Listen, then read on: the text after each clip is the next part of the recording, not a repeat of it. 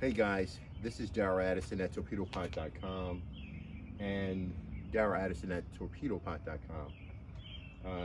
Yesterday I provided a video to show you the work, to really take a look at the soil and the different soil types. In that video I told you that we would go back and we would clean these tomato plants up. In other words, take away all of the growth that is no longer performing for the plant. And that's what we're doing here with the torpedo pot. What I've done, and you can see all these plants, come a little bit closer. You can see how I've actually cleaned up all of the unnecessary growth underneath the plant, okay? I've taken a lot of the branching off and separated it and just discontinued. Now the question, a lot of people are asking me, Mr. Addison, why would you do that? The lower leaves provide, they capture the sunlight, which allows the plant to grow and to develop. And you're absolutely correct. And so, yeah, I don't want to cut off leaves that are performing and doing well. But what I realized with the lower leaves is that, that browning that was taking place in the lower leaves. So the percentage of light that's being transmitted and absorbed by the lower leaves are not as great as some of the upper leaves. Not only that, but the lower leaves have to be fed. And a lot of the water that's coming up through the root system and all of the nutrients with it into the leaves might have been totally wasted when they could have gone to more productive areas where fruiting is taking place.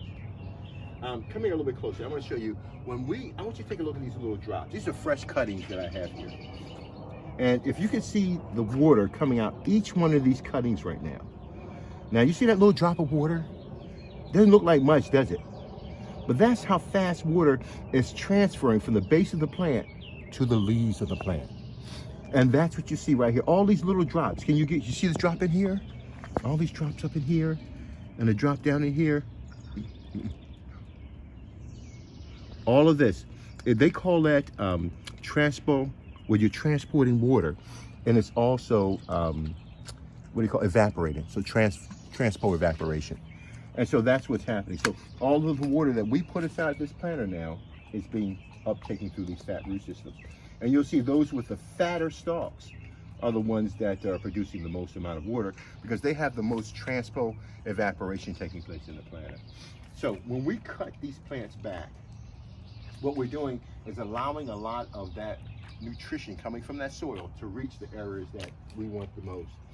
Right now, each one of these plants, there's about 17 to 20, we cut them back, 17 to 20 plants inside these planters. We cut them back and we took the cuttings. Now, one thing I want to tell you about your cuttings, what I don't want you to do is to assume that your cuttings are going to be wasted. Take your cuttings and you can transplant your cuttings. You can use them all over. So when we grew these tomato plants, and we grew initially in that one, we probably had about 70 tomato plants. We pulled the tomato plants out and distributed all around the property. But let's go back and focus on this one. These plants themselves are fantastic and they will produce a lot of fruit and flowering taking place. This is Darrell Addison. I just want to make a short video to show you what's happening with the tomato plants. I'm going to let them sit for about a week. I'm not going to touch them. I'm going to be in and out all over the place, but you know what? Their job is to run and to develop my fruit while I'm not here. Darrell Addison, torpedopot.com. Darrell Addison, torpedopot.com. Talk to you later.